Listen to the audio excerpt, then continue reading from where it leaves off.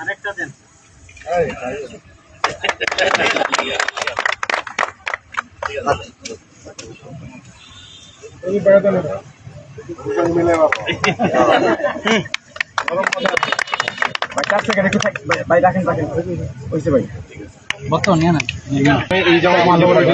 কথা বলতেছি ভাই, এলাকার কি হবে, কতটুকু উন্নয়ন হবে ছাত্রছাত্রীদের, আর বর্তমান প্রধানমন্ত্রীর যে স্লোগান সবার আগে বাংলাদেশ, সেটি বিনির্মাণে তথ্য প্রযুক্তি নির্ভর শিক্ষায়, আধুনিক শিক্ষায় শিক্ষিত হয়ে জামালপুর অনগ্রসর, জামালপুর অগ্রসর জামালপুরে রূপান্তরিত করতে আপনার ভূমিকা কি থাকবে এই বিষয়ে?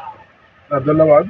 আপনার প্রশ্নের ভিতরে মূল কথাটা যে বর্তমান সরকারের শিক্ষার ক্ষেত্রে যে পরিকল্পনা, সেই পরিকল্পনায় এই কারিগরি শিক্ষাকে সবচেয়ে বেশি গুরুত্ব দেওয়া হয়েছে আগামী দিনের কর্মসংস্থানকে সামনে রেখে।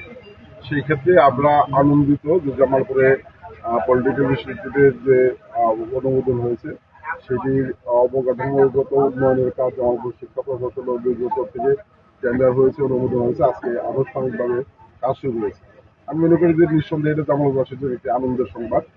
এই অবকাঠামো উন্নয়নের কাজ শেষ হলে এইখানে যে শিক্ষার ব্যবস্থা চালু হবে, সেটার মধ্য দিয়ে আসলে আগামী দিনে কর্মমুখী শিক্ষার একটি ব্যবস্থা চালু হবে, এবং সেই ক্ষেত্রে জামালপুরের যেটা একটা সমস্যা, সেই সমস্যাটা অনেকটাই সমাধান হবে বলে আমরা বিশ্বাস করি।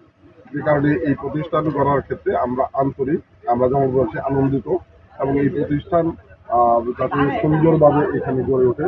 জামালপুর শিক্ষা প্রশাসনের যে নির্বাহী প্রকৌশলী সহ কর্মকর্তারা আছেন, শিক্ষা অফিসের কর্মকর্তারা আছেন, আমাদের স্থানীয় নেতৃবৃন্দ আছেন, আমরা সকলে মিলে সুন্দরভাবে এই প্রতিষ্ঠানটিকে গড়ে তুলব, যাতে আগামী দিনে জামালপুরের কল্যাণে এই প্রতিষ্ঠানটি একটি জনকল্যাণের প্রতিষ্ঠানে পরিণত হয়। সরকারের যে লক্ষ্য, সেই লক্ষ্য যাতে বাস্তবায়িত হয়, আজকে থেকে সেটি আমাদের